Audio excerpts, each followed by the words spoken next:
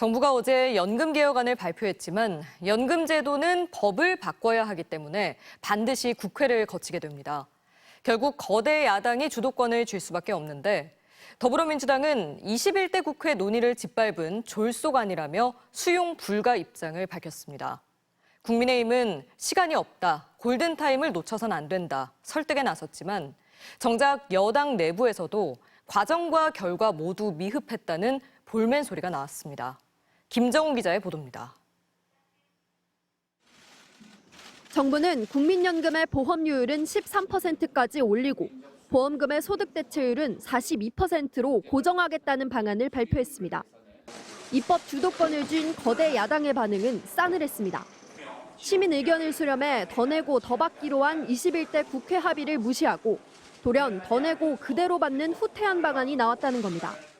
21대 국회 연금개혁특위에서 어렵게 합의한 안을 거의 짓밟아버리는 수준의 정부안을 내놓고 젊으면 보험료율을 천천히 올리고 40, 50대 중장년층은 빨리 올리는 세대 간 차등 구간에 대해서도 세계적으로 유례없는 세대 갈라치기로 세대별로 보험료율을 같이 적용하는 것부터 필요한 사람에게 더 준다는 복지의 기본 원칙조차 무시한 발상이라고 혹평했습니다.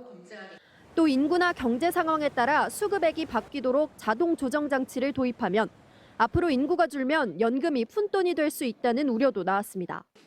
반면 국민의힘은 모두를 만족시키는 연금 개혁은 불가능하다며 더 이상 미룰 수 없는 만큼 빨리 연금특위를 구성하자고 야당에 제안했습니다.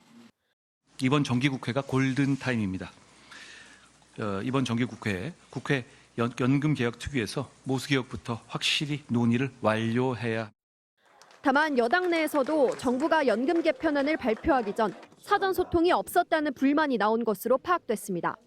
안철수 의원은 소득대체율을 42%로 올리면 빚을 미래 세대에 떠넘긴다며 반쪽이 아닌 지속 가능한 개혁이어야 한다고 지적했습니다.